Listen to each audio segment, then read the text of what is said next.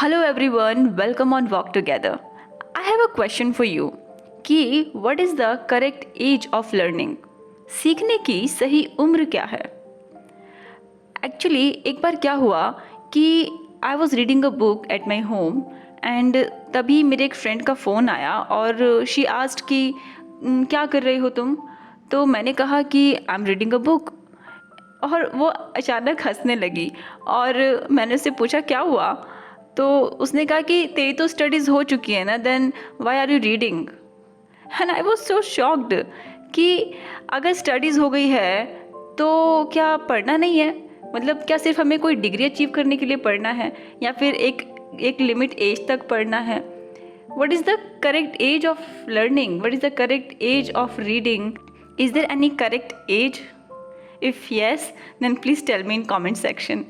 और क्या होता है कि जैसे जैसे हमारी एज बढ़ती जाती है वैसे वैसे हम लोग सीखना कम कर देते हैं। हमें लगता है कि अब तो हमारी उम्र हो चुकी है, अब तो बस लाइफ ख़त्म होने वाली है, तो अब बस हमें मरने का इंतज़ार करना है। पर लाइफ इतनी भी छोटी नहीं है, लाइफ में बहुत कुछ है करने के लिए। जब हम टीनेजर्स थे तब भी हम खाना खाते थे और अभी भी खाते हैं। हम पहले भी सोते थे और आज भी सोते हैं। हम पहले भी ट्रैवल करना पसंद करते थे और आज भी ट्रैवल करना पसंद करते हैं। हम पहले भी सुंदर दिखना चाहते थे और ऑफ कोर्स आज भी हम अच्छा दिखना चाहते हैं, राइट? जब ये सब चीज़ें नहीं बदली हैं तो फिर एज के बेस पर हम अपनी प्रायोरिटीज़ क्यों बदल देते हैं? वाई? तो आज के इस पॉडकास्ट में हम इसी वाई को डिस्कस करने वाले हैं। लेट्स सी कि व्हाट इज़ द रीज़न कि हम लोग एक एज के बाद चीज़ों को सीखना बंद कर देते हैं। उसके पीछे क्या रीज़न्स हैं और कैसे हम उन सब रीज़न्स को वन बाय वन ख़त्म कर सकते हैं। Let's see the very first reason जिस वजह से हम एल्डर एज में ज़्यादा चीज़ें सीखना नहीं चाहते हैं वो है टेक्नोलॉजी के बारे में।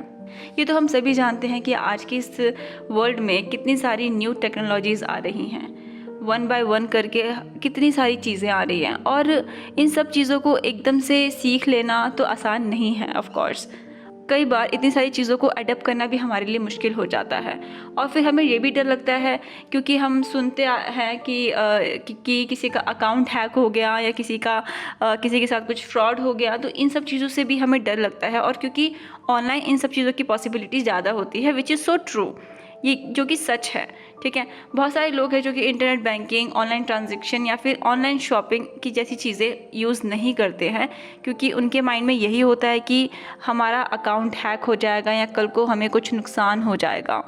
लेकिन मुझे लगता है कि अगर जब हम इन चीज़ों के बारे में नहीं सीखते हैं तो हैक होना ज़्यादा आसान है, क्योंकि अगर किसी चीज़ के बारे में हमें नॉलेज है, अवेयरनेस है, तो उसमें हमें बेवकूफ़ बनाना थोड़ा मुश्किल हो जाता है दूसरे इंसान के लिए, बिकॉज़ हमें चीज़ों के बारे में पता है। लेकिन अगर हमें पता ही नहीं है तो दूसरा इंसान कैसे भी करके हमें मैनिपुलेट कर लेगा और वो हमारे अकाउंट को या हमको ईज़िली हैक कर सकता है। तो इसलिए अगर हमें किसी चीज़ से डर है ना, तो उस डर से दूर भागने के ना उसके बारे में अच्छे से सीख लो। उसके बाद वो डर एकदम ख़त्म हो जाता है और उसके बाद हम ज़्यादा सेफ्टी यूज़ कर सकते हैं, ज़्यादा सिक्योर रह सकते हैं उस चीज़ के लिए, ज़्यादा अवेयर रह सकते हैं, अलर्ट रह सकते हैं।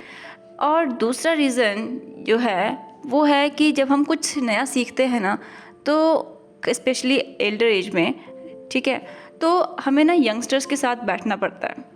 क्योंकि अगर हम मान लो कोई कॉलेज ज्वाइन कर रहे हैं या फिर कोई कोचिंग क्लास ज्वाइन कर रहे हैं या फिर कोई कोर्स कर रहे हैं या किसी भी तरीके की कोई ट्रेनिंग ले रहे हैं, तो वहाँ पर हमें ज़्यादातर यंगस्टर्स ही दिखेंगे। और अगर हमारी एज है 30+, 40+, 50+, तो वहाँ पे ना हम लोगों को थोड़ा सा हेजिटेट होगा कि यहाँ पे तो सब यंगस्टर्स हैं और हमें थोड़ा सा मतलब अशेम फील होता है इस चीज़ को लेकर कि मेरी उम्र का तो कोई इंसान यहाँ पे है ही नहीं, है ना। और वो बहुत ही एक एम्बैरेसिंग सी फीलिंग होती है, ठीक है। लेकिन मुझे लगता है कि ये सब कुछ सिर्फ और सिर्फ हमारे माइंड में होता है, क्योंकि मुझे नहीं लगता कि यंगस्टर जो है वो इस तरीके से सोचते हैं। इवन दे फील गुड जब भी वो देखते हैं कि हमारे बीच कोई एल्डर इंसान है और वो कुछ सीखने के लिए आया है, तो even they feel good about that. और जो थर्ड रीज़न है वो है कि लोग हमारा मजाक बनाएंगे, क्योंकि जो हमारे उम्र के लोग होते हैं या जो हमसे एल्डर्स हैं, जो हमारे रिलेटिव्स हैं या नेबर्स हैं, जब भी हम कुछ नया करते हैं खासकर कि एल्डर एज में, तो वो लोग हमेशा मजाक बनाते हैं कि तुम जवानी में क्या कर रहे थे, या फिर तुमने उस उम्र में क्या किया, या अब तुम ये सब क्यों कर रहे हो, अब ये उम्र नहीं है ये करने की। इस तरीके की बहुत सारी चीज़ें हैं जो कि वो बोलते हैं, वो हमारी ट्रोलिंग करते हैं और हमें बैक पुलिंग करते हैं, राइट। तो ऐसे में हमें कुछ नहीं करना है, सिंपली बस उनको एक प्यारी सी स्माइल दो और निकल जाओ वहाँ से। बस आपको एडवांस में पता होता है कि कौन है जो कि तुम्हारा मजाक बनाने वाला है, कौन है जो कि हमें पीछे खींचने वाला है। तो उन लोगों से पहले ही डिस्टेंस बना लो और उनसे दूर हो जाओ, ताकि उन्हें कभी मौका ही ना मिल पाए कि आपका मजाक बनाने का। ऑलराइट, तो ये रीज़न भी हमारा क्लियर हो चुका है। चौथा रीज़न जो है वो है this is not the age of learning. ये जो हमारा बिलीव है ना, ये बिलीव इतना ज़्यादा स्ट्रॉन्ग होता है कि हम इसके बाद कुछ भी अगर सीखना चाहते हैं ना शिद्दत से भी, तो भी हम नहीं सीखते, क्योंकि हमारा बिलीव इतना स्ट्रॉन्ग हो जाता है कई बार कि जब भी हमारा मन करता है कुछ सीखने का या कुछ करने का, तो हम सोचते हैं छोड़ यार नहीं करते, अब ये सब करने की उम्र थोड़ी ना है हमारी, है ना। ये तो बहुत ही कॉमनली हम लोगों से सुनने में देखते हैं कि अगर मान लो 30 एज हो गया, 40 एज हो गया और वो कुछ भी उनका ड्रीम था कुछ सीखने का या कुछ करने का, तो they don't want to do that, क्योंकि उन्हें लगता है कि अब तो उनकी उम्र हो चुकी है, अब कुछ सीखने की ज़रूरत नहीं है, अब कुछ करने की ज़रूरत नहीं है। और ये बिलीव उनका इतना स्ट्रांग होता है कि अगर दूसरे लोग उनको सपोर्ट करें भी तो भी वो नहीं कर सकते हैं, वो नहीं करना चाहते उस चीज़ को, क्योंकि उनका जो बिलीव है ना ये उनको कुछ करने नहीं दे रहा है। लेकिन लाइफ जो है वो इस तरीके से काम नहीं करती है। There is no age of desire, there is no age of dreaming, there is no age of death even. जब नेचर एज को कंसीडर नहीं करता तो फिर हम लोगों ने एज को इतना सीरियसली क्यों लिया है। छोड़ो इस चीज़ को और इसके बियॉन्ड कुछ देखो और उस हिसाब से लाइफ को जियो, उस हिसाब से चीज़ों को करो। Why age matters so much. जो 5th रीज़न है वो है we have already learned a lot, now we need to rest. हमने बहुत कुछ सीख लिया, अब हमको आराम करना है, हम थक चुके हैं सीख कर। जो कि सही भी है, क्योंकि यंगर एज में इतना कुछ सीख चुके होते हैं, इतनी चीज़ें पढ़ चुके होते हैं, इतनी सारी चीज़ें कर चुके होते हैं, इतनी जगह जॉब किया, एक्सपीरियंस लिया, नई चीज़ें सीखी, ट्रेनिंग करी, कितनी सारी चीज़ें करी हैं। और ये सब सीख कर इतना ज़्यादा मतलब कई बार टायर्ड हो जाते हैं कि अब और नहीं, बस थक गए हैं और अब हमें चाहिए रेस्ट, है ना। ऐसा होता है। ये जो वर्ल्ड है ना ये अपग्रेड हो रहा है, बहुत तेज़ी से अपग्रेड हो रहा है, चाहे वो टेक्नोलॉजी में कह लो, चाहे वो ड्रेसिंग सेंस में कह लो, चाहे वो माइंडसेट में कह लो, चाहे वो बिहेवियर में कह लो, कल्चर में कह लो, बहुत तेज़ी से चेंज हो रहा है, अपग्रेड हो रहा है। और ये सब चीज़ें हम अडॉप्ट करनी बहुत ज़रूरी है अगर हम इस वर्ल्ड के साथ कनेक्टेड रहना चाहते हैं। तो अगर हम इस वर्ल्ड के साथ इफ़ेक्टिवली इंटरेक्ट करना चाहते हैं तो ये हमारे लिए बहुत ज़रूरी है कि हम खुद को अपग्रेड करें। और वो अपग्रेड कैसे होगा? या तो लोगों के साथ इंटरेक्ट करने से होगा, ट्रैवल करने से होगा, बुक्स पढ़ने से होगा, इन सब चीज़ों से होगा, नई चीज़ें सीखने से होगा। तो इसलिए हमें कोई चीज़ नहीं सीखनी है क्योंकि हमें कोई जॉब चाहिए या फिर हमें कोई बिज़नेस करना है, हमें पैसे बनाना है। इसलिए कई बार हम कोई चीज़ें नहीं सीखते, कई बार हम कुछ चीज़ें सिर्फ इसलिए सीखते हैं ताकि हम अपग्रेड हो सकें, ताकि हम एक बेटर पर्सन बन सके। And I think there is no age for being a better person, right. Now the 6th reason is lack of curiosity. देखो ये भी एक वैलिड रीज़न है।